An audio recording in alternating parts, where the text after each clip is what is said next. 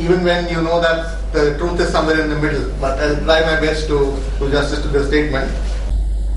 We live in an era where society is driven by choices. We want choices even if there is no need for them, or even if what you're doing well is sufficient. But this drive for choices is seen in all sections of whether it's you want to choose the latest mobile, the fashion, and of course, which equipment do you want to have on your catalog. Today, the medicine of the 21st century is increasingly dependent on technology. Increasing use of sophisticated technology and high-end equipment is being equated to progress in the quality of care.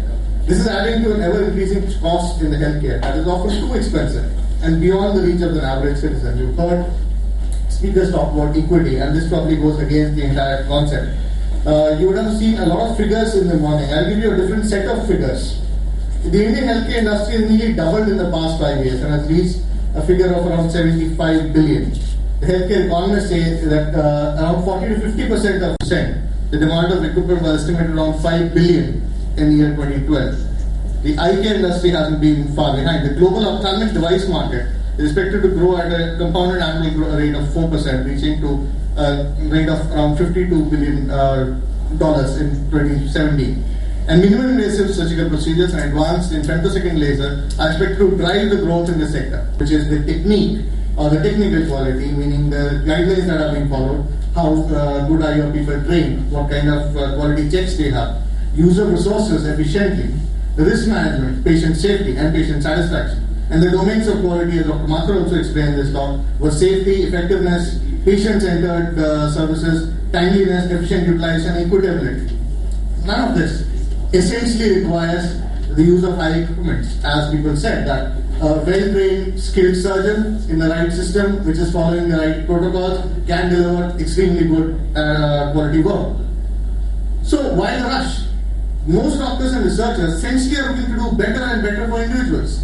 Progressive improvements in outcomes does require increasing resource deployment, and newer discovery, however small, add to ever-increasing range of new devices and gizmos. Thus, the developers induce the demand for high-end equipment to the physician, and eventually this demand is passed on to patients, thus leading to patient expectations of higher-end equipment.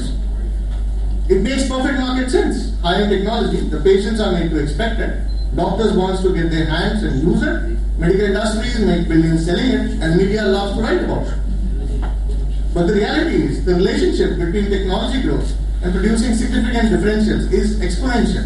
Initially, small improvements in basic technology result in impressive improvement in outcomes. My colleague did talk about some of them. So they do change the way we see eye health for that matter. But beyond a certain level, the additional cost to healthcare system, which is essentially the higher equipment, far outweighs the incremental benefit in the level of care to the patients. A lot of which may not even be clinically or functionally relevant to the patient. But not all technology is evil. The developers have to clearly define the incremental benefit rather than just the cost benefit. They have to look at the incremental cost benefit of a newer technology that outweighs the additional cost of care. So the driver for development or acquisition of new technology should be an answer to an unsolved issue in patient care rather than just a rush to acquire new. Any development that raises the cost to customer unreasonably high needs to be scrutinized very carefully before adoption. So I would just conclude to say that quality standards should guide the minimum level of technology to achieve optimal patient outcomes rather than a blind rush for high-end devices. Thank you.